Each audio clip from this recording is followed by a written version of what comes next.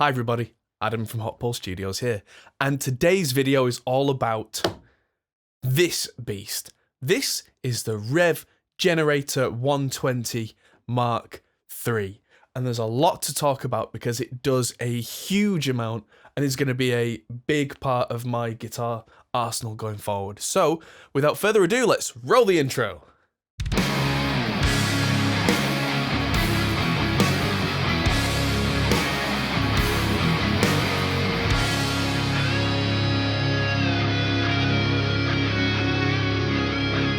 So first things first, this is not a sponsored video from Revv.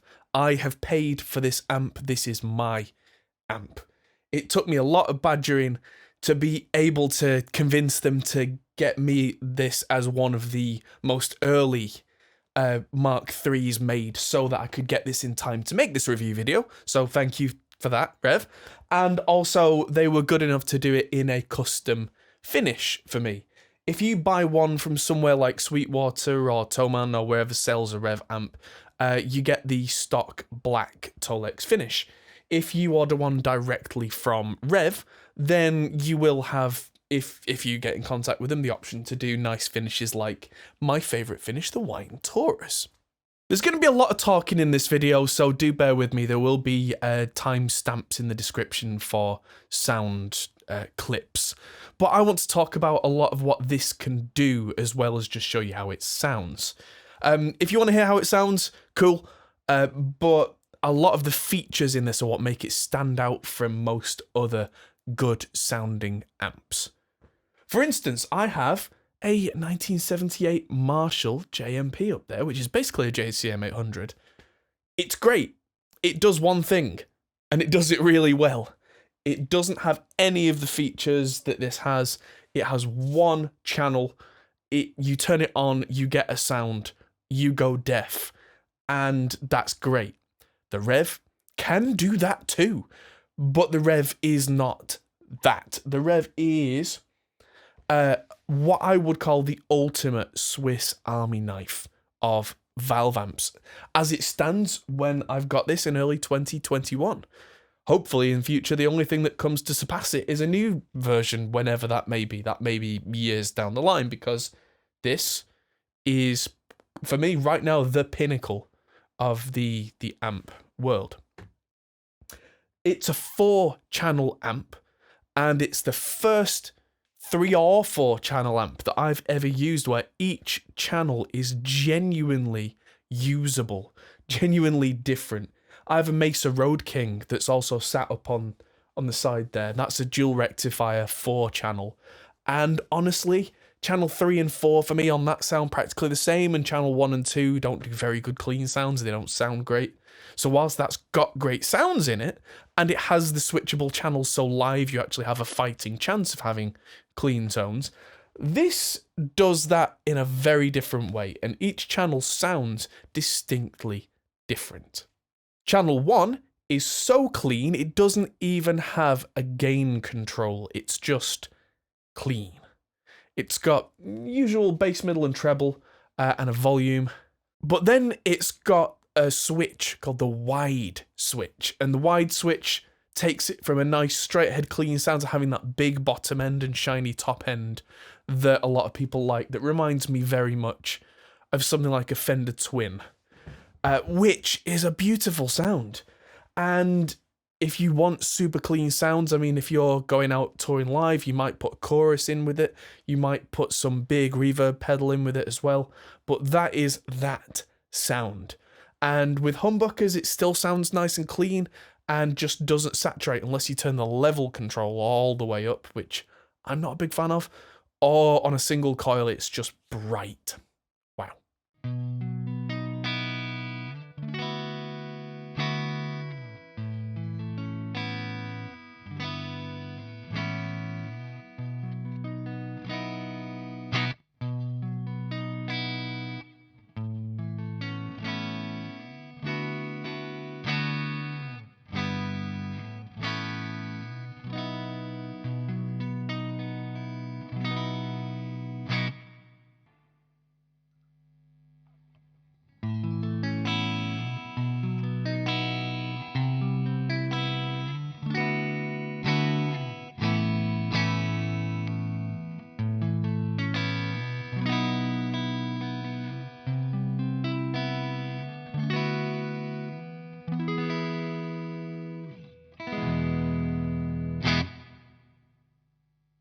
Channel 2 is what I would call the kind of the Marshall-esque channel.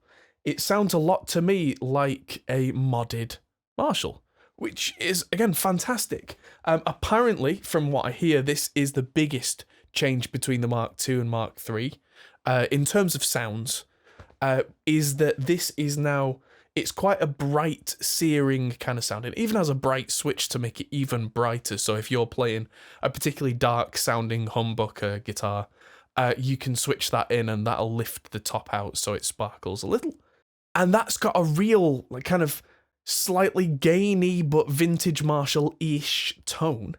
And then you press the channel 2 button again, and it adds more drive in front. And it goes blue, and then you add drive again, and it goes red. So you can add more and more levels of drive to that sound. So it's still that kind of what I would call Marshall-ish, which is not that many gain stages, so that it gives you that very crunchy, dynamic thing where you can pick quite quietly and it'll back the gain off, or you can goose the gain in front of it, and it changes the way that the whole thing works, and it then kind of screams at you. If that's what you want, fantastic. There you go.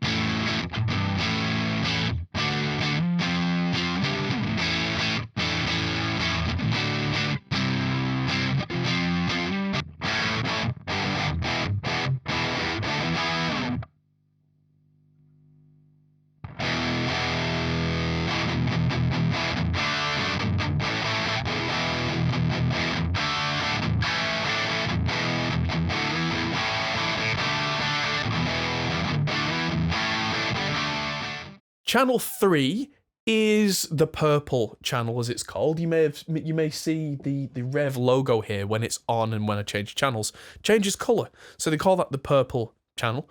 And that is, as far as I'm aware, the sound that Revv have become known for. It's very tight, very aggressive, not particularly scratchy sounding, but then you can also press the button again for channel 3 and it adds aggression. Aggression somehow changes the circuit to be more kind of mid-forward.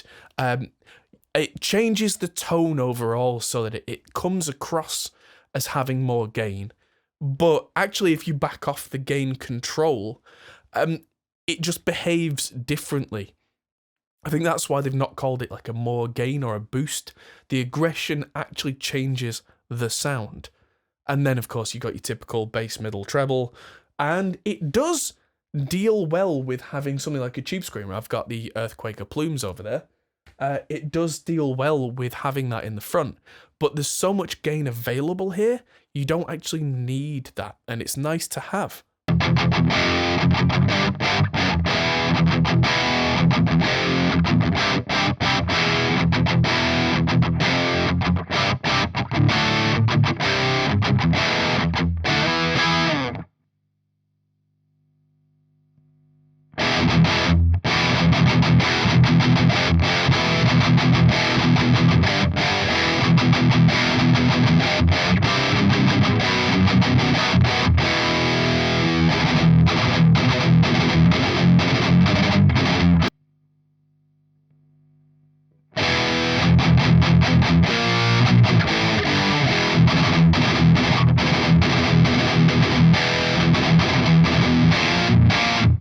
The red channel, which I think is my favourite channel, is closer in sound to something like a Mesa dual rectifier.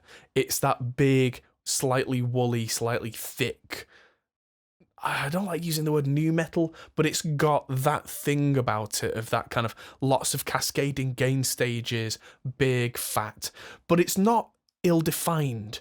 If you think about like early 2000s new metal, you think of these big high gain sounds, but they're actually slightly kind of buzzy and fizzy and don't have any definition to them. The red channel here has kind of the spirit of that, but at the same time, you can hear every note, and if you play tightly enough, it will be tight with you.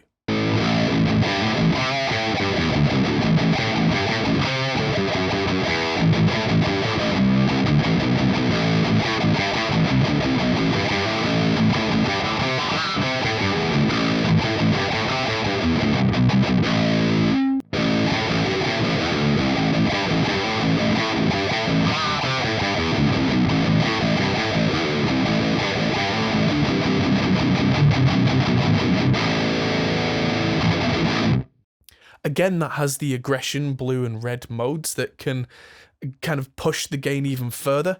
So depending on the guitar you have, whether that needs more of a kick, or depending on the tone, if you're going for something more saturated, the options are all there.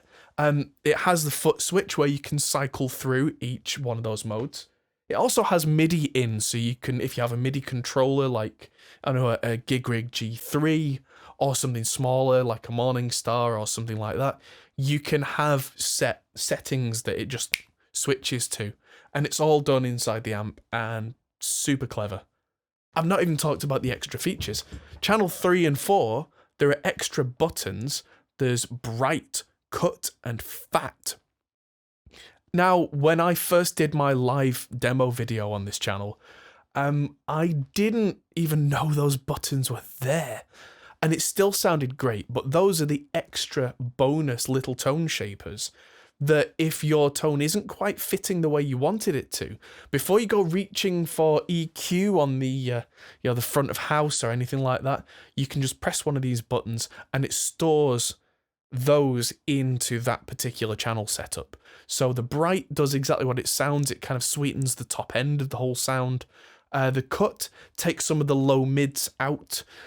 I've found that cutting the mids like that, it sounds more kind of radio ready.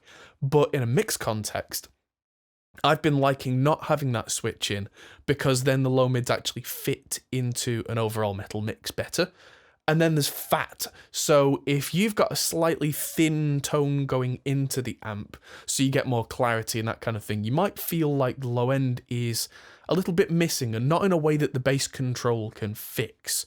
So in that way, you press the fat button and it kind of gives the low end a bit more of a thump. And I've been finding that quite nice on certain parts that just need a bit more low end authority, for lack of a better word. There is also a reverb built into the amp. I'm not the biggest fan of it, but then I'm not the biggest fan of reverbs in amps, full stop. The only amp I have that I like the reverb in is a Fender Twin, and that's because to me that's part of that sound. Generally speaking, I don't do amp reverb, and if I'm going to, it's usually from a pedal, something crazy like a Strymon Big Sky or something like that, if you're going for that big epic thing. Otherwise, for rhythm tones, I like it to be dry. There's also a gate inbuilt, which I've not even talked about yet. The gate is so tight, it's incredible. It's easily the best gate I have ever heard built into an amp. The only gate that I've heard that is on par with this, or the only two gates, are the 14 Zool and the Spectre Media cock blocker, which you can no longer buy. So unless you go out and buy a 14 Zool, which then you have to plug into the key, and then ideally have it in the FX loop and all that kind of stuff, and then it's not MIDI switchable. Well, actually, in this case, the FX loop, I think, is MIDI switchable, but on a lot of amps, it's not. This just has that gate. And again, the gate is switchable per channel or per preset, so you can have it just not there.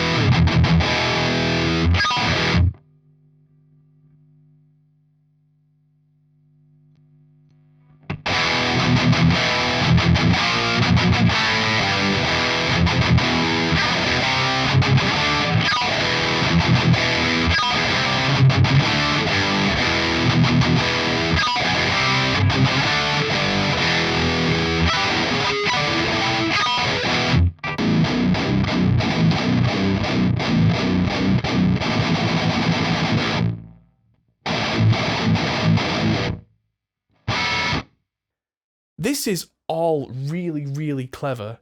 But then, I mean, it's still a 120 watt amp. So you're going to go deaf when you try and record this, right? Wrong. This is where the next big feature of this comes in. Everything that I have recorded that's gone into this video didn't actually go through a real cabinet. Not because I can't, because in my studio I could wire this through. I've got a speaker cable that goes through to the next room, and I could crank that and go crazy. But I didn't want to, because this has the latest 2-notes technology inbuilt. It's got the essentially not too far from the Captor X inbuilt. This is a collaboration between 2-notes and Revv. And what it means is that Revv have a load in there, kind of a reactive load.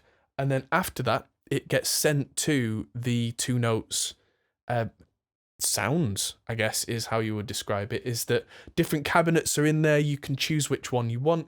You can connect via USB or Bluetooth to change all the stuff on that side of things.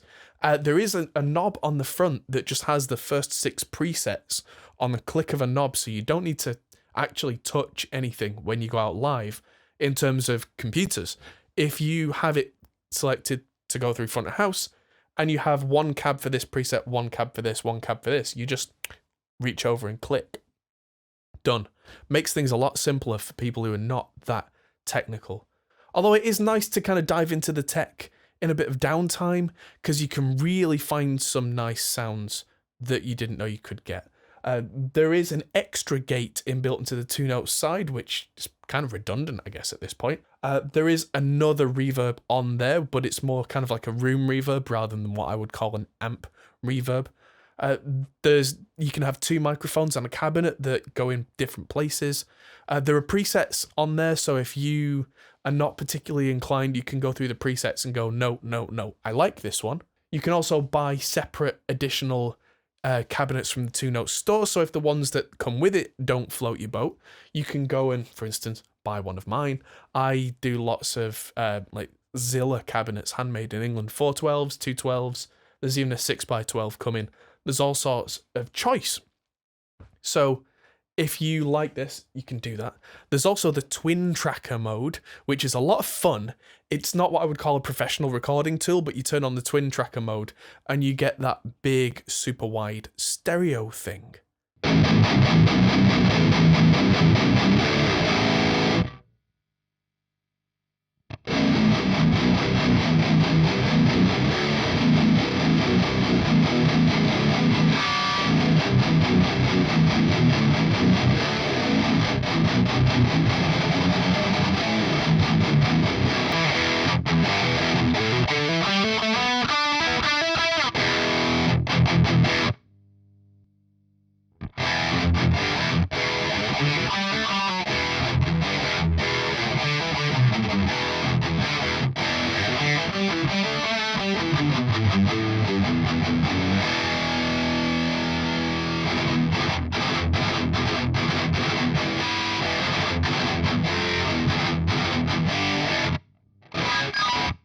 At this point, I'm going to cut to an excerpt from an interview that I did with Dan Trudeau, who is the main guy, the CEO of Revv Amplification, and I asked him all about what's going on with the 120 Mark III, in amongst a lot of other stuff. That's going to come out as a full-length separate video later if you're interested. But let's hear what Dan had to say about this. Like classic Marshall amps were all kind of based on Fender designs that were then changed. You know, like classic Soldano was kind of modded Marshall that was then changed. Was there any particular design that you kind of used as a starting point and said, I like this, but? Or is it just throw it out the window, whole new thing? It was a whole new thing. Wow. Yeah, absolutely. Yeah, it for me, that was my idea going in, because I wasn't under the constraint of going into business at that time. Right. For me, this was just simply, I want to design myself an amp, and however it turns out, or however long it takes, it just needs to turn out the way I need it to, right? Right. And so I basically just, I cleared a table in my shop, and I went, okay, I'm going to build a lab. I called it the Tube Lab at the time. Nice. And I just set up different stages, and I experimented with different stages, putting things together, blending things, cascading things here or there, just to see like what is it that I really want? Like how do I get this tone out of my head and into this tube circuit? And so for me, it wasn't, I want to make a better Mesa product, or I want to make a better Marshall product. It was nothing like that. Right. I actually didn't even want to touch modifications or hot rodding or nothing like that, just because I thought this is my thing. Yeah. And that's just what it is, right? And so maybe that was a benefit to me at the time because I wasn't planning on going into business. It was just, let's just do this because I like it and leave it at that. And so when I discovered that, I guess you could call it Revv sound. Yeah. I was pretty stoked about it. And so I've carried on just that tradition in all my products, just, not rushing anything, not trying to make anything better, just going with what I like and what I think a lot of our users now, the players that come to use our stuff, obviously feedback from them is important too. So that's sort of what it plays on.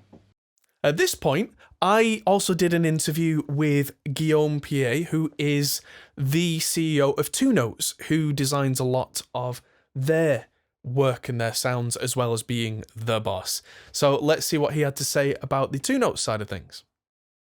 So the new Generator 120 Mark III, this is, I think, the first time you've pretty much wholesale just put a product you have straight in to an amp. Is that right? Because the D20 and the G20, only 20 watt amps, the load on them wouldn't need to be quite so serious, shall we say? So this is a slightly different thing, I think. Not really. The loadbox part of it is Revv's design. Okay. So they took whatever they wanted from us, and we allowed them to use the loadbox design we use. Okay. But that's their stuff.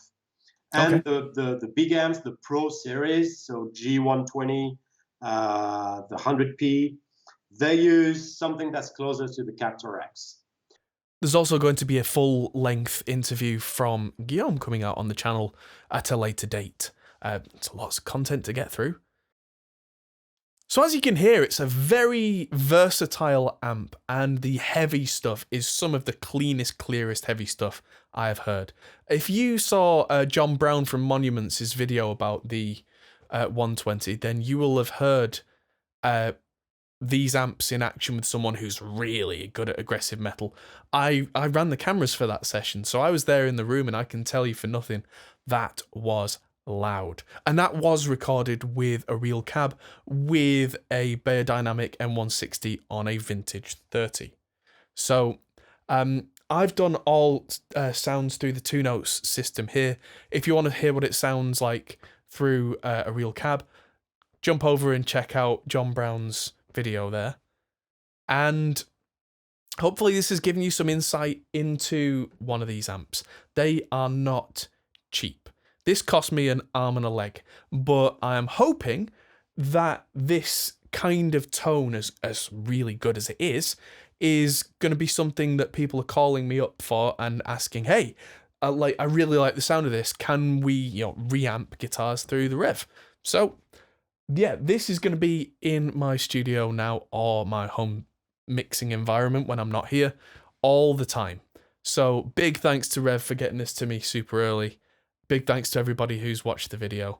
Hope you didn't get bored and fall asleep during this, because I know it's quite a long one with a lot of talking. And I'll see you all later. Goodbye. Hey everyone, that might be the end of the video, but if you fancy carrying on this conversation, we have a Discord server, link is in the description. We're also on Patreon, which is something you can really help us with. We also are on Facebook, Instagram and Twitter at Hot Pole Studios. See you there.